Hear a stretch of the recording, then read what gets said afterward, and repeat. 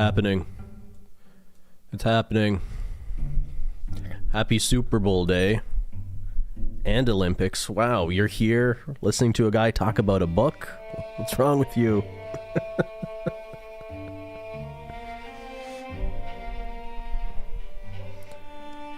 Is this book talk? Is this what they call book talk? During curling? Yeah, I'm not a huge fan of mixed doubles. Don't tell anyone. Nintendo's not a sports... You know what? Don't tell anyone. I don't really care about the Super Bowl.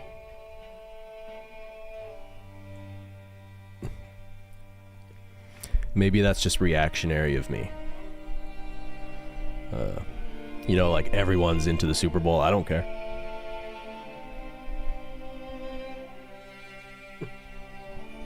I like Christine's video about it, though. Holo Taco posted Christine. Her assignment was I was supposed to ask her to predict the score of the Super Bowl, and that's the video we got. Happy Bad Bunny and Green Day Day. I don't think I've ever listened to Bad Bunny. I'm missing out. Do people like his music, or just that he makes old racist white people uncomfortable? Or both? I'm excited for his performance. I love Bad Bunny. Okay. Maybe I should give Bad Bunny a chance.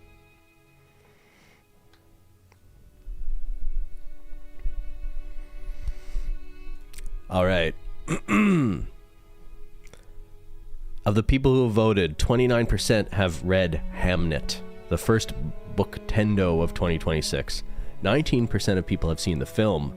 5% of you deserve extra credit for reading the book and watching the movie. And 45% of you are just here for the vibes. You don't know how to read. You don't have eyes. You've never heard of a movie theater. They don't exist where you live. You actually live in a black hole. The only thing you have available to you is a computer. And the mouse is broken and it's just stuck on this channel. So the only thing you watch is me. And you're slowly losing your mind. This is sort of like a Greek tragedy.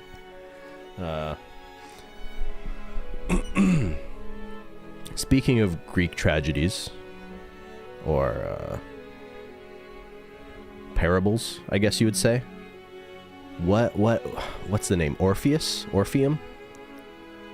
The story of the guy who tries to save his wife from hell, but his bargain with the devil is he can lead her out of hell if he doesn't look back at her on their way out, and he can't help himself and he looks back.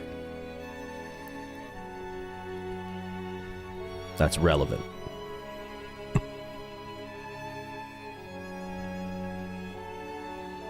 Charlie Puth is singing the national anthem. We're talking about Hamnet now. Keep up. Yes, Orpheus. Anyway, we'll circle back to that. Okay, Hamnet. In between watching figure skating, I will talk about Hamnet for you. I made a slideshow. It's more for me than for you. Uh-oh. Can I make you smaller? Yeah, something like that.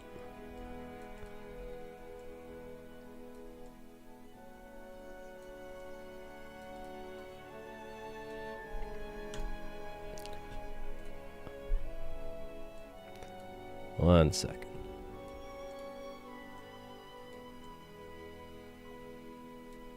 All right, Hamnet is a work of historical fiction about Shakespeare, a loser who lives at home with his shitty parents, and he puts a baby in a weird, older, clairvoyant horse girl so he can leave his parents' house and achieve his full potential.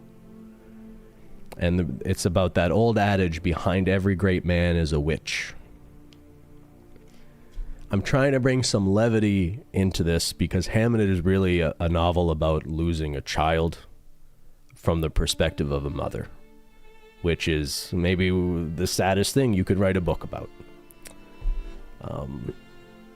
And yeah, a lot of the novel is about how the husband is absent through this process. This feels like a very deliberate thing. So this is a book about Shakespeare's family, his family life, and how that influenced him writing what is maybe one of his probably his most famous play or tragedy, Hamlet. The book opens with an explanation that the names Hamnet, who is his son who dies of the plague, and the name Hamlet are mostly interchangeable at this point in English history.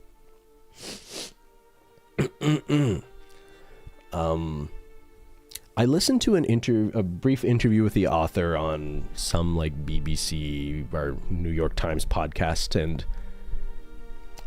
it sounds like some of the motivation for the book, at least, to the extent we know about Shakespeare's life, his family is often sort of relegated to a footnote or a couple lines in an otherwise lengthy story trying to uncover whatever historians can about this guy's life, who many regard as like the greatest writer ever. And we actually don't know all that much about Shakespeare. Or there is a mystery element to it. Anyway, his wife is often described as like, we know she was like a poor farm girl, and that he chose to live in London to pursue his dreams while she was back in Stratford. She was an older woman than him. So these histories often take a sort of negative slant towards like this older, uneducated peasant woman married a younger Shakespeare and maybe was, I don't know, holding him back or not deserving of the greatness of this guy. And I guess his will maybe doesn't support the fact that she was some like great love of his life. This is all very speculative, let's say. She thinks historians maybe ignore that Shakespeare chose to return to Stratford towards the end of his life to live with Agnes, or Anne Hathaway. Not the actor, but her Anne Hathaway, the Shakespeare's wife. And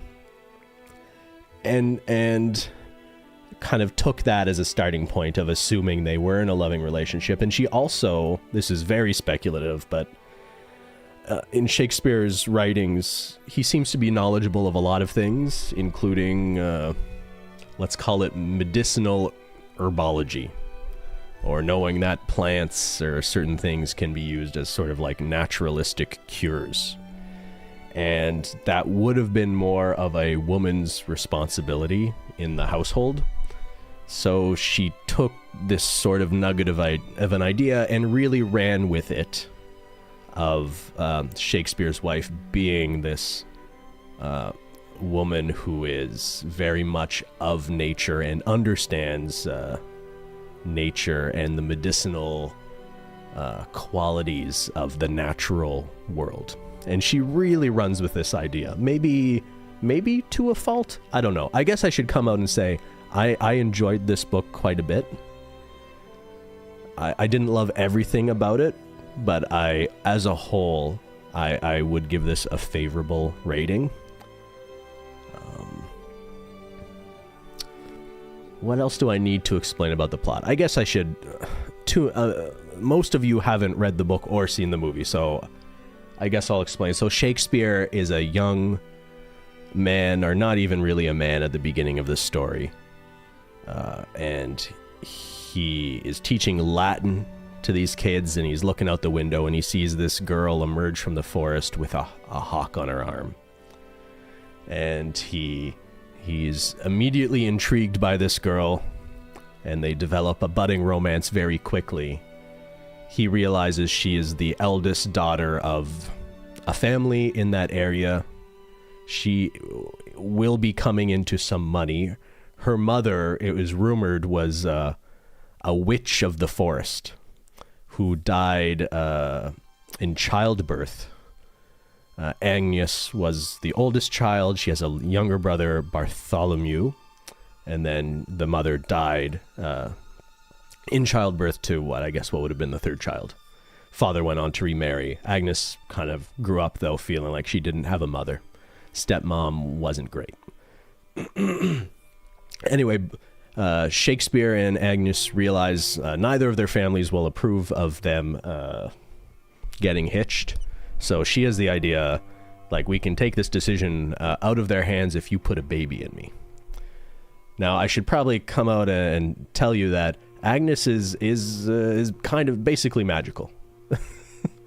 So it's explained that even as a child, she had this gift of foresight. She would meet a stranger, touch their hand, and she'd be able to predict what might happen to them in life. Just getting ahead of myself a bit, I feel like the movie treated this in a much more nuanced way, whereas it's strongly implied she does truly have this sort of gift of foresight, whereas the book, it's like, as a girl, she knew, like, this guy was gonna drop dead, and then he dropped dead, and it feels like a little too on the nose to me. Anyway, we can get into that a bit later, if that bothered you or not. I guess this sort of magical realism is often a polarizing thing about fiction, if we can call it magical realism. So Shakespeare puts a baby in her, so she's pregnant. To not disgrace the families, their families agree for them to marry. Apparently this was a common thing at the time, that people would get hand-fasted. People would basically get engaged and then just rush to get married before the child's born, so the kid doesn't go to hell or whatever nonsense people believed at that time, or still do. A bit of subtext here. This is much clearer in the novel than the film, but Shakespeare's dad's a real piece of shit. He's a glove maker. He's sort of disgraced. The town sort of knows him as a con artist, essentially. And he sees this opportunity. He sees the fact that his son has impregnated this girl as like a business opportunity, because her family has some means, has some money. She has some money coming to her. So even though for Shakespeare, for Will, our boy Billy, he is clearly craving a life beyond the confines of his family home and the influence of his father. And even now he realizes this attempt of independence is his father's just using it as a business opportunity.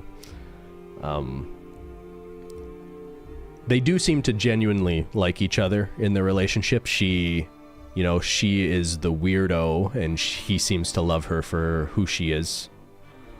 Her brother, who is sort of the only family she has, is supportive of the union for that reason.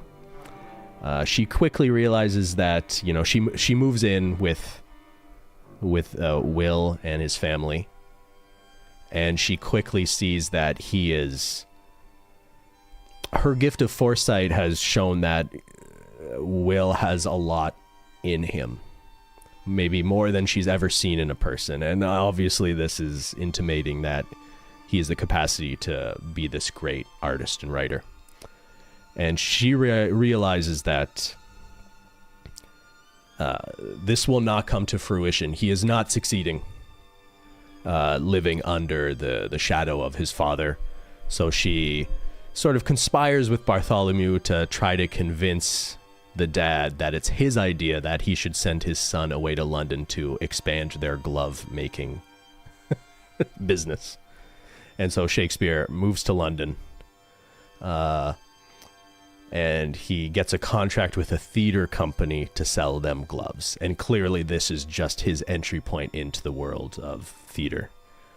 Meanwhile, she's stuck back at home, pregnant. Now, one thing she foresaw, a vision she has, is that she would have 2 children with her husband, or that there would be 2 children at her deathbed anyway. Foreshadowing, or you already know. So she's already given birth to the first child. That sort of forced the wedding. And then she's pregnant again. They realize it's twins, which defies her expectations that there should only be 2 children. So they had the daughter first, and then the twins, Hamnet and Judith. Now, Judith is born with health issues, and she's always weak, and so Agnes is always very concerned about her daughter's health and uses it as a reason. The idea is that the family would have or should have followed Shakespeare to London, but they don't, and they never will. What next? I should say the structure of the novel is jumping back and forth in time. I'm explaining this to you chronologically just because it's much easier to do that way. But I'm at the point where the novel opens up, which is a young Hamnet wakes up one morning to find that his twin sister Judith is not feeling well. He looks for an adult to help the situation and can't find anyone. When the mother returns from helping some bees out in the woods and being in nature, she realizes her daughter is basically is very ill with the plague, the bubonic plague. I think this is known because of the plague was ravaging London at the time. The book goes to some length. There's an entire chapter dedicated just to letting you know how the plague came from some fleas that were in Venice and got on a ship, and this is totally absent from the movie. And I understand this sort of depth does some world building, but it's not totally relevant or all that relevant to the story. Yeah, there's a monkey involved, there's fleas, there's a monkey, there's a guy on a ship, there's these glass beads from Venice that end up at a seamstress that lives next door to the Shakespeare family home. Anyway, Judith is very ill. It seems very likely that she will die. Shakespeare's sister writes him a letter in London saying he should return at once. Judith may not last the night, probably won't last the night. He races home. Now, in the night, while everyone's sleeping, Hamnet crawls into bed with his twin sister and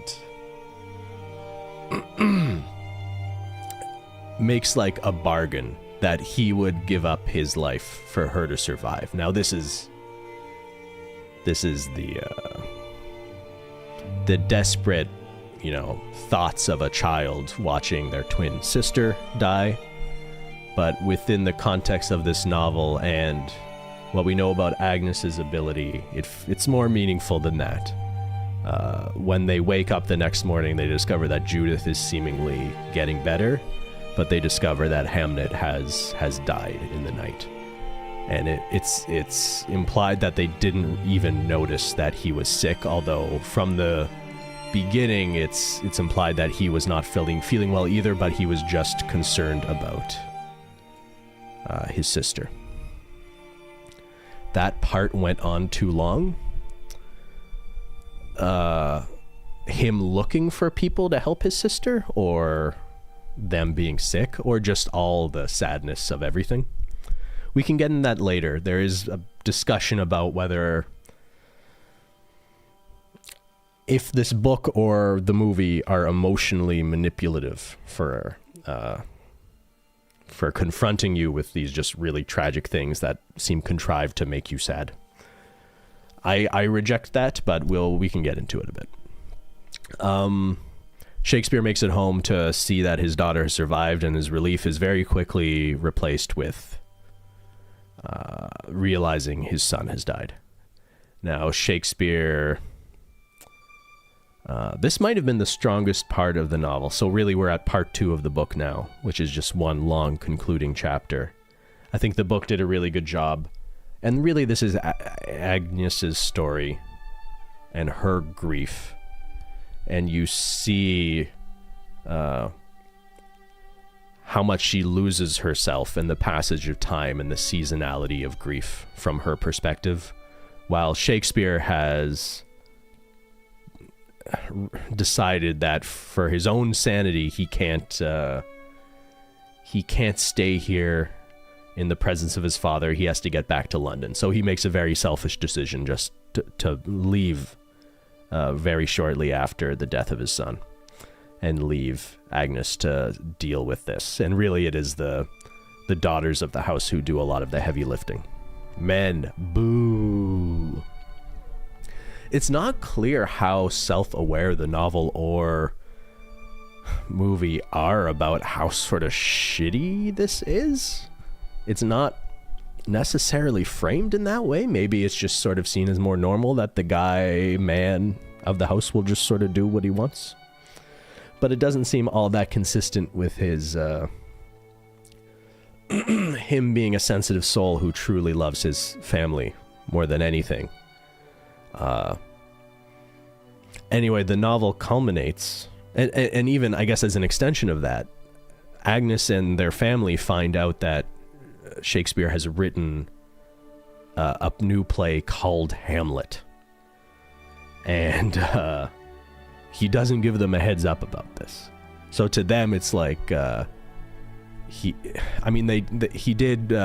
he's become successful as a playwright, and he bought them a nice big house to live in Stratford.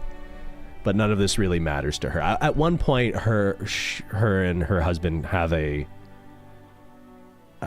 finally confront the fact that he just left.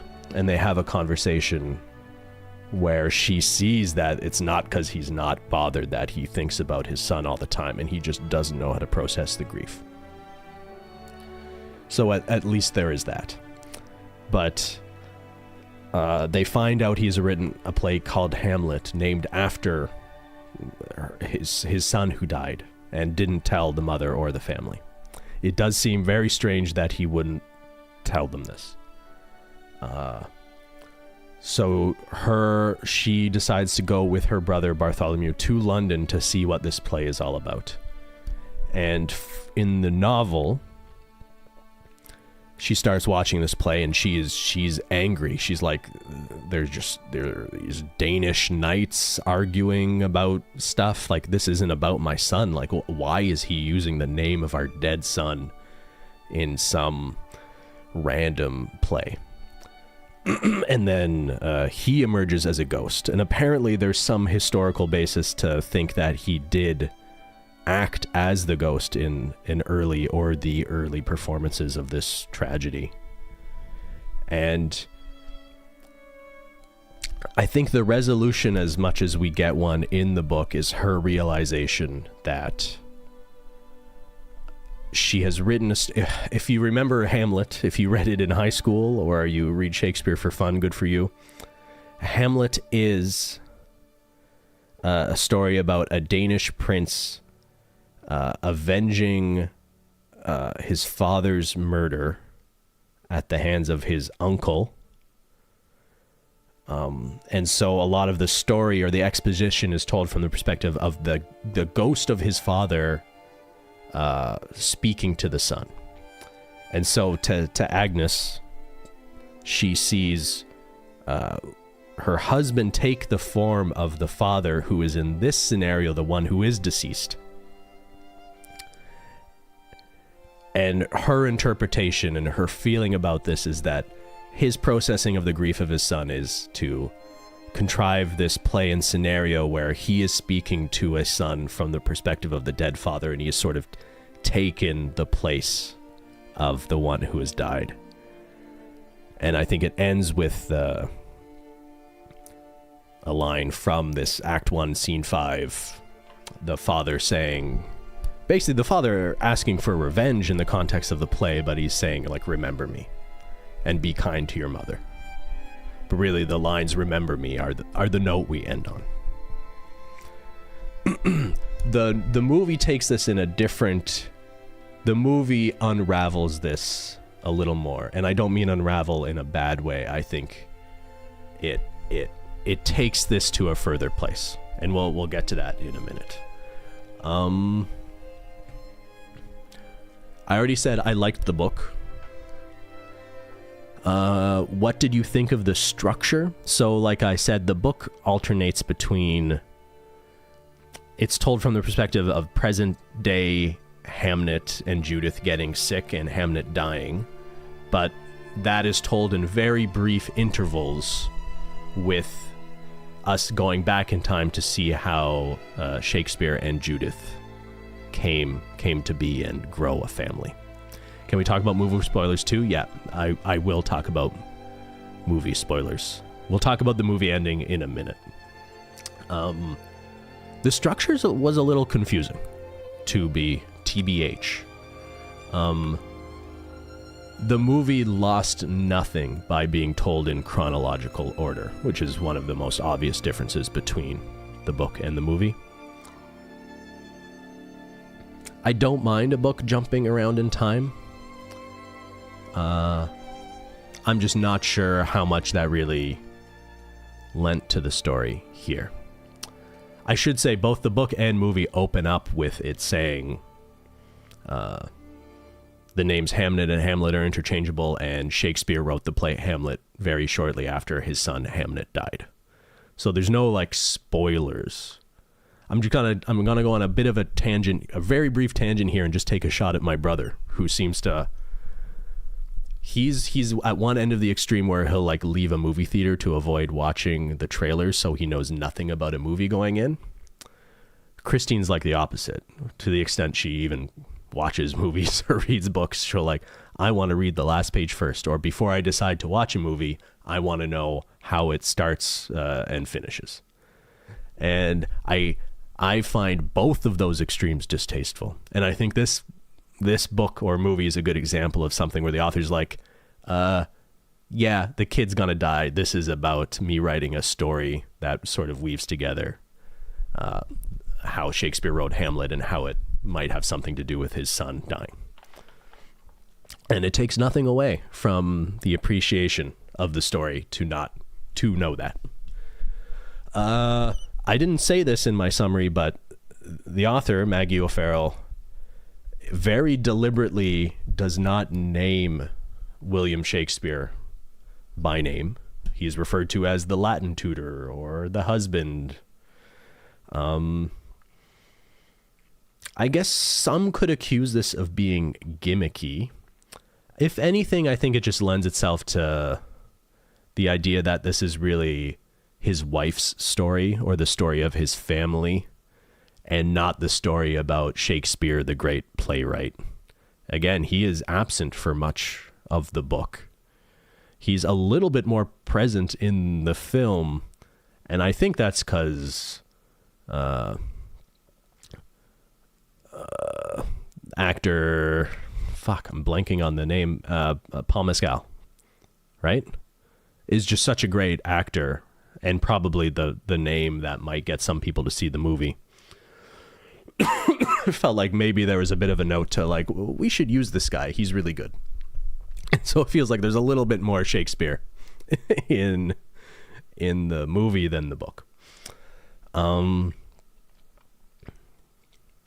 guess to discuss the ending and what sort of closure it offers, it's easier to discuss that in context and comparison to the film. But I did just want to briefly go down the track of, do you buy the interpretation that Prince Hamlet represents his son Hamnet, his father sort of assuming his death and allowing Agnes to find him in some way? A lot of their discussion about the grief of losing a child is how they feel like they're constantly looking for him, that he should just be there somewhere for them to find. And so putting an actor in a play who looks just like their deceased son with his name,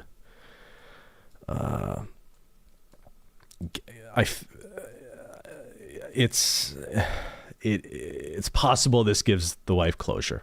I think that is what we are supposed to think. I will say, like, I had to remind myself what Hamlet's about.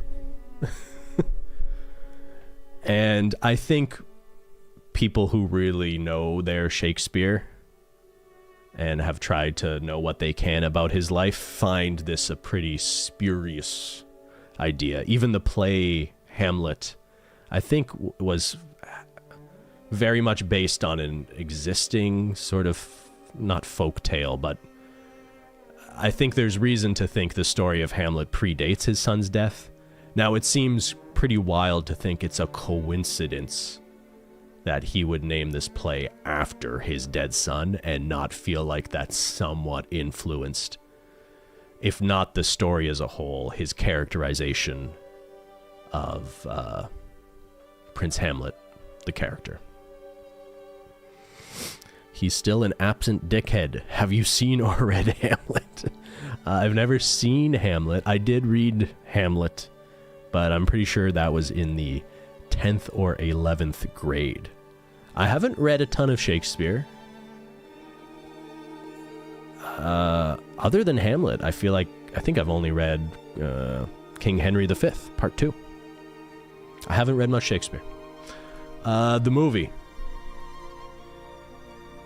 does not share the same structure. It's told chronologically. I've already intimated the magical realism, I feel like, is toned down a little bit, and it does ground the movie a little bit more in realism, that you can think that the son, Hamnet, basically wanting to trick death and have the devil take him instead of his sister, like they used to play games with their parents about if they could even recognize which twin was which. And even Agnes's foresight perhaps being just a coincidence. I feel like the movie left a little bit more room for that to be, is it magic or is it not? And I preferred that. Something I preferred about the book, and I think the movie left out, is I felt the movie was pretty rushed after Hamnet died. Now, obviously, the ending is incredible and is what most people walking out of this movie are thinking about. Not because it's the last thing they saw, but because of how powerful and emotional it is.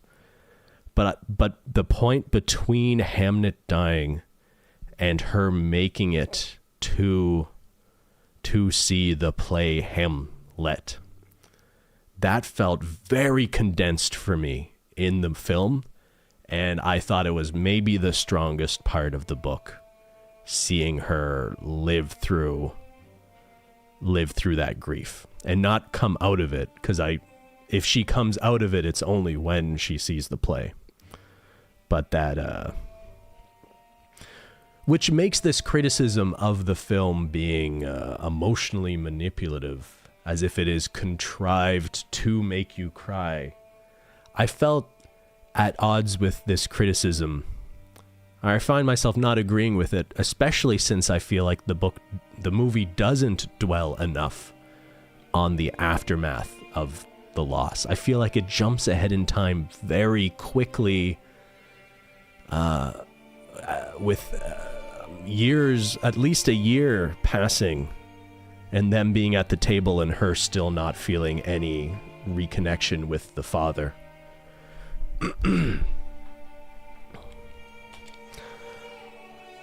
The only thing I do agree with about the criticism, and we should talk about the ending of the movie now.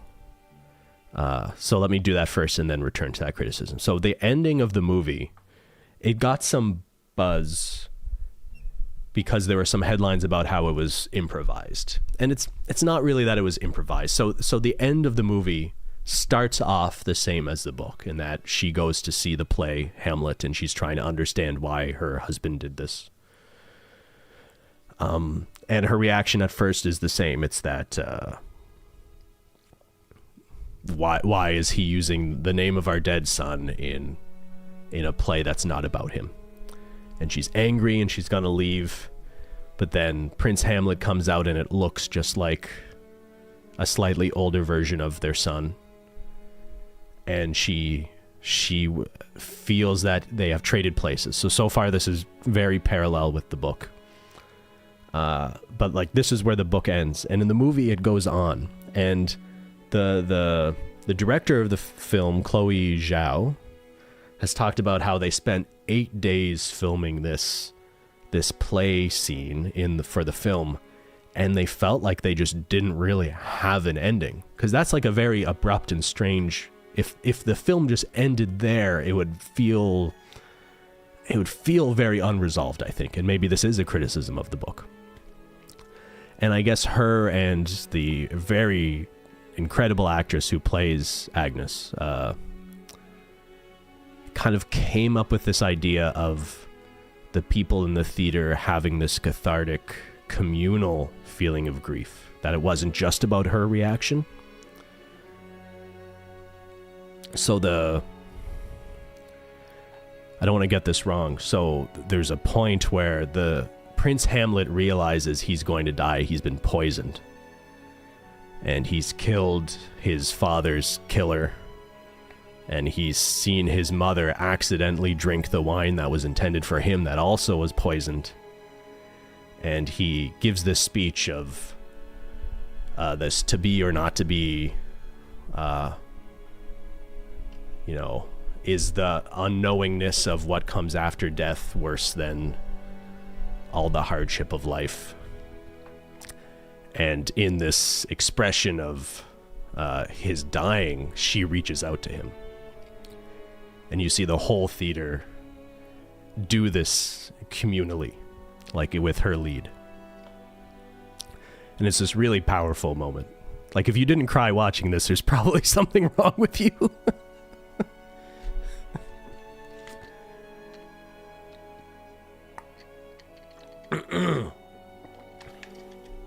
And I think it's a much stronger ending in the movie than in the book. And the author of the book wrote the screenplay, or was a co-writer of the screenplay.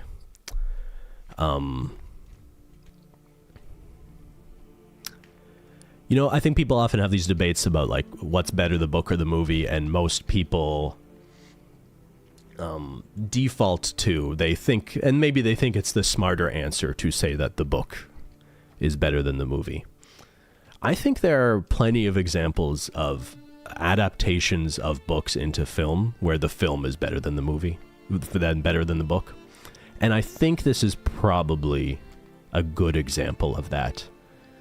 And yeah, I don't want to be or consider myself snobbish about this. I think sometimes if an artist, a filmmaker, an actor, to take a piece of work and adapt it, if they truly understand that fundamental work of art, it's very possible to craft that and turn that into something and take it somewhere else and take it somewhere higher.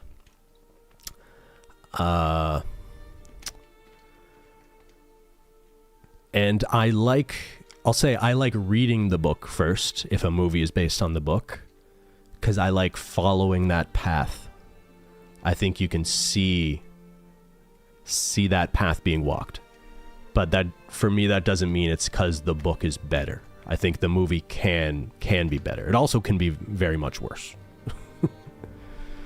I'm seeing some reaction even in chat, which is interesting, that some people just felt like that was a little much.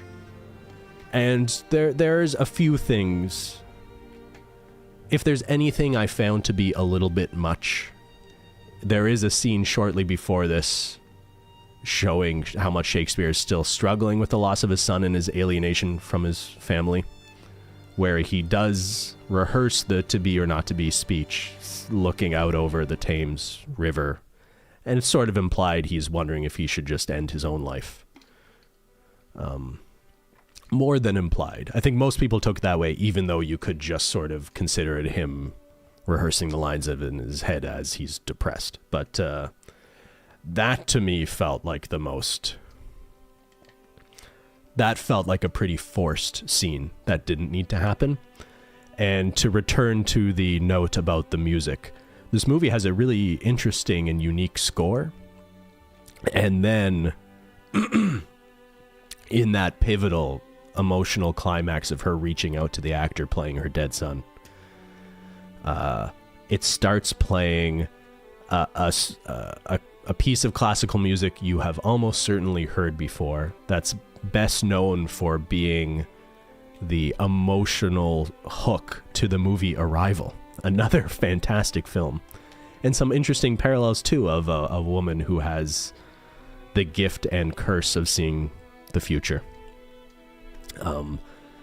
It feels it feels pretty out of place with the rest of the music in the film that it just starts playing this piece in this most emotionally climactic moment. The explanation I saw from the director was that as they were trying to figure out how to end the movie, they played that song to sort of help them get in the to make a conclusion about what that feeling and how they should structure the end of the movie around that feeling of grief or community.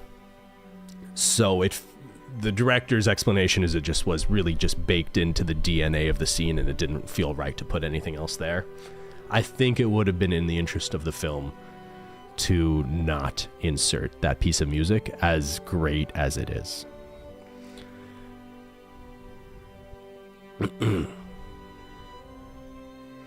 Now, is the movie emotionally manipulative? I don't know how you write a book or make a movie about parents losing a young child that doesn't evoke these feelings. So the criticism just doesn't really land for me. It's not like none of it feels unearned.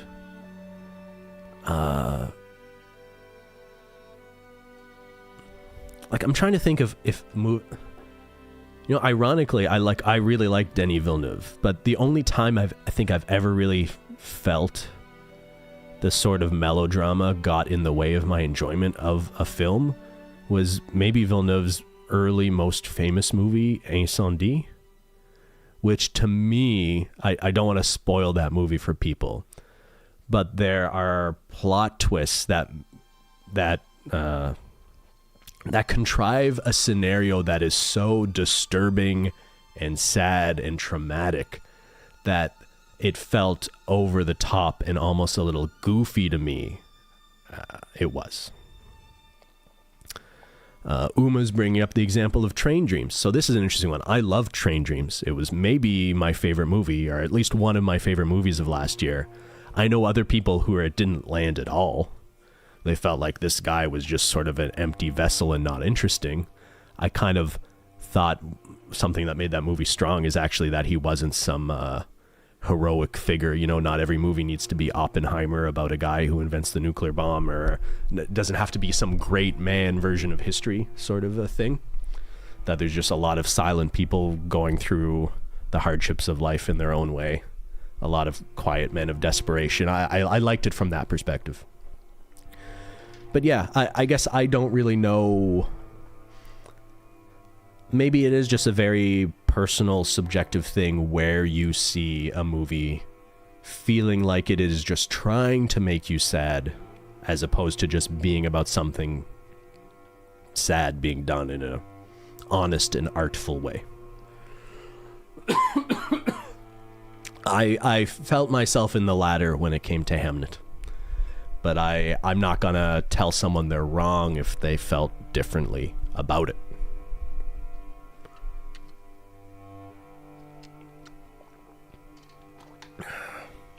What's that one with Star Wars guy and Scarlett Johansson? Okay, that is a wild question. I want to get to the bottom of that one with you. That was made to make you feel all the feels. Star Wars guy and Scarlett Johansson. The Island with Ewan McGregor and Scarlett Johansson? I think that was like a dumb sci-fi action movie, so probably not. Unless that just really did it for you. Oh, Marriage Story. Maybe Marriage Story? Jess Barnhart, you might be onto it. The divorce thing? Okay, I haven't seen Marriage Story. I just remember the commercial for it would come on a lot when Christy and I were watching TV, and she would roll her eyes. It starts with like this song, like, let me tell you about how my marriage fell apart, and Christy's like, oh my God, I don't want to know. Bad commercial. Or it might have been like the Netflix preview of that movie that was being pushed very hard. But yeah, that's a movie about Kylo Ren leaving his wife, right? Adam Driver, great actor. And Scarlett Johansson, not so bad herself. I know most people think of her as like a Marvel movie girl. I think she's at the top. Her and Zoe Saldana, I think, are 1 and 2 of actresses in movies that have grossed the most at the box office. And it's because of, I mean, for Zoe Saldana, it's the Avatar films. For Scarlett Johansson, it's being in all these bad Marvel movies. Or, I mean, they're not bad. They are what they are. They're roller coaster rides. But Scarlett Johansson's done some interesting stuff, like Under the Skin. And, God, even like the first role most people found her in, Lost in Translation. Scarlett Johansson's done some interesting stuff. She's not just, let's put her in some black spandex and let her kick people in the face. I will mute you again soon. The women are warming up. You know what? I'm basically done. I just want to let you know a little bit about what's next. Next novel. Next in line. Never Let Me Go by Kazuo Ishiguro for February. February is a short month, but the book's not too long. I actually know very little about this book. I think I almost accidentally read something about the ending that implied something is revealed, and I very deliberately, this is where I'm going to be a little bit like my brother. I don't want to know the spoilers of this novel, and I don't know about it. March, I want to read Inherent Vice. This is probably the most selfish pick I'll have for book club this year. I haven't read any Pynchon, but I like David Foster Wallace, and I like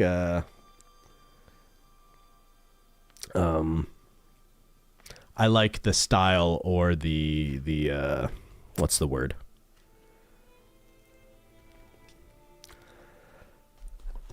I like the type of writing that Pynchon and some other authors have become known for or represent. After that, April, The Talented Mr. Ripley. I don't know how this ended up here. I think this was motivated by wanting a book that was readable that we could also watch a movie version of. There's a very famous adaptation of this book, at least one. I think there's multiple. And then I've added one for May tentatively that I just heard about recently called Pick a Color, about, I think the synopsis said, a retired boxer who starts working at a nail salon. Anyway, I don't know how this escaped my radar, but it feels apropos.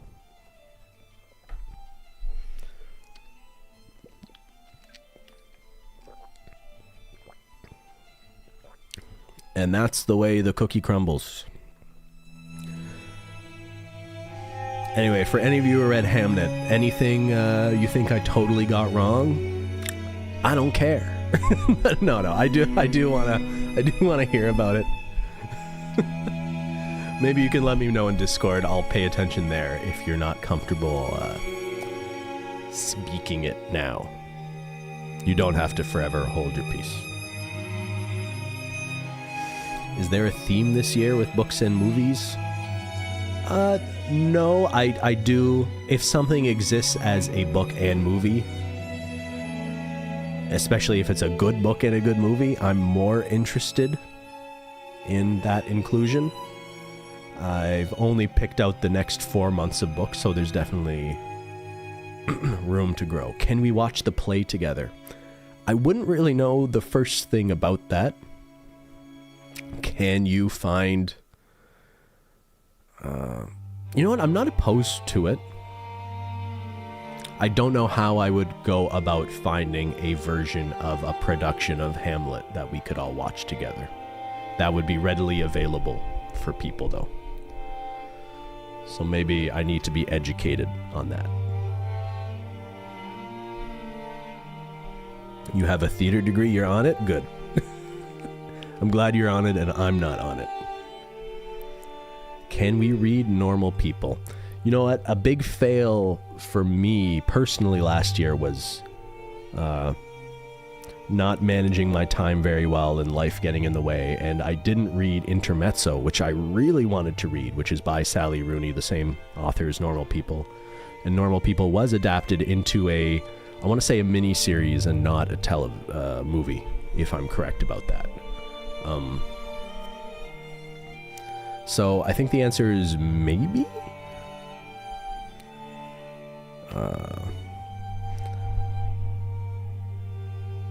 Yeah, I'd consider on a short list. Intermezzo sucks? Yeah, I heard mixed things about that. For those of you who read Intermezzo, maybe I'll let you chime in about whether more Rooney would be a good or bad thing. I recommend Milkman, Wanna Booker, best book of last year for me. Okay, Milkman. Let me look that up. I like that. When I was 16 years old, I used to put milk on the shelf at Loblaws, a Canadian grocery store. And all the girls would call me the Milkman. True story.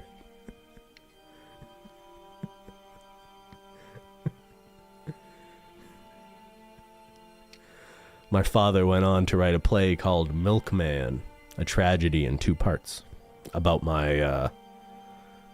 about the Prince of Denmark. But really, it's just a note to me.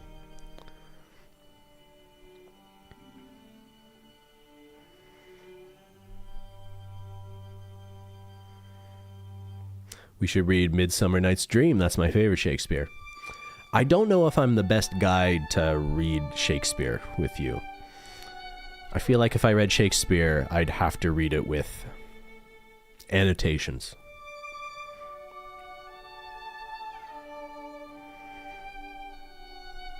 I feel like that'd be more of a collective learning experience.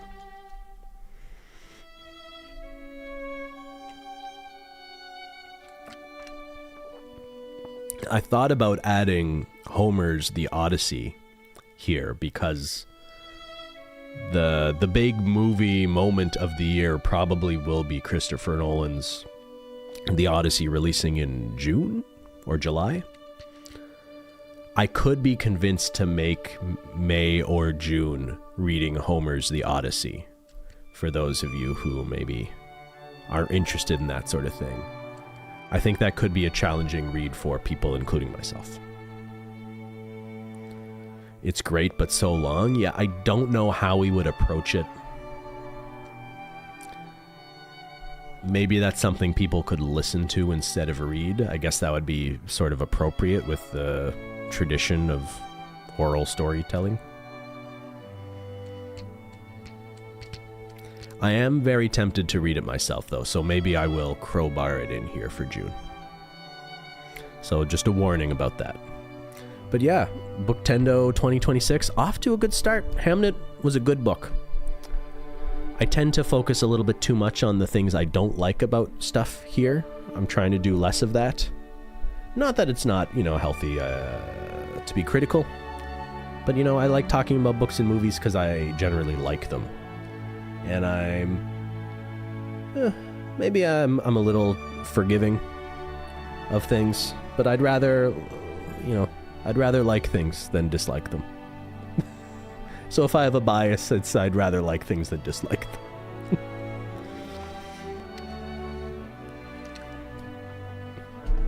Oh. All right, go watch the Olympics. Go sports.